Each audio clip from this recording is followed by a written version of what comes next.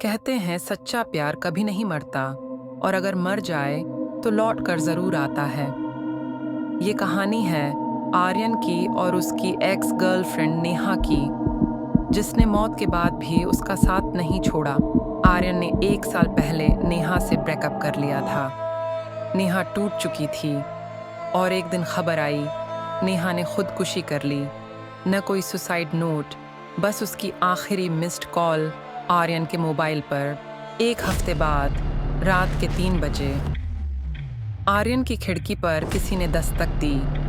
Mobile screen पर flash हुआ, Neha calling. लेकिन उठाने पर बस सन्नाटा और कोई गहरी सांसें ले रहा था। एक रात आईने में उसने देखा, पर चेहरा उसका नहीं था, नेहा थी। मुस्कुराती हुई बोली, मुझे भुला दिया। अब हर दिन आर्यन का शरीर और दिमाग उसका नियंत्रण खोता जा रहा था।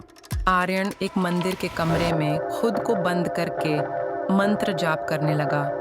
लाइट झपकने लगी, नेहा की आवाज गूंजी, तूने मुझे छोड़ा था, अब तू हमेशा मेरा रहेगा।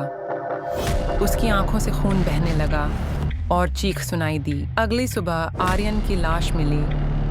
हाथ में नेहा की तस्वीर थी, पीछे लिखा था, अब ये मेरा है। और नेहा का नंबर आज भी हर रात 3 बजे कॉल करता है। आर्यन की मौत के 6 महीने बाद उसकी छोटी बहन श्रुति उस फ्लैट में रहने आती है। लोग कहते हैं वहाँ कुछ तो है, पर श्रुति मानती नहीं। श्रुति को एक अलमारी में आर्यन का पुराना मोबाइल मिलता है। फोन की स्क्रीन अचानक जलती है।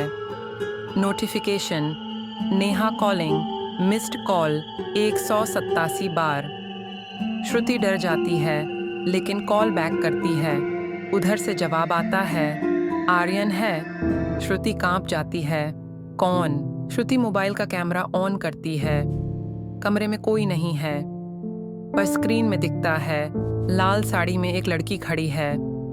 पीठ घुमाकर वो धीरे धीरे मुड़ती है और कहती है, मुझे आर्यन चाहिए।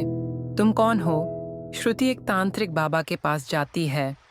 तांत्रिक, जिसकी आत्मा अधूरी मरती है, वो किसी भी शरीर में समा सकती है। और ये आत्मा अब सिर्फ आर्यन नहीं, तुझे भी अपना मान चुकी है। श्रुति, मैंने उसका क्या बिगाड़ा? एक रात श्रुति बेहोश हो जाती है। सुबह उठती है और उसके नाखून खून से सने होते हैं। आईने में वो खुद को नहीं, नेहा को देखती है। नेहा, श्रुति की आवाज़ में, अब ये शरीर मेरा है और कोई इसे मुझसे नहीं छीन सकता। श्रुति की दोस्त रिया उसे मंदिर लेकर जाती है। वहाँ तांत्रिक दो राह देता है, या तो आत्मा से बात करो या उसे यहीं कैद करो। श्रुति नेहा के रूप में, अगर मैं नहीं मिली तो कोई नहीं बचेगा। पूजा शुरू होती है, चीखें, लाइटें झपकती हैं और अचानक एक खून भरी चीख। कहानी खत्म नहीं होती। श्रुति गायब हो जाती है। 1 साल बाद उसी घर में एक नया किराएदार आता है। रात को 3 बजे फोन की घंटी बजती है। Screen, Neha calling.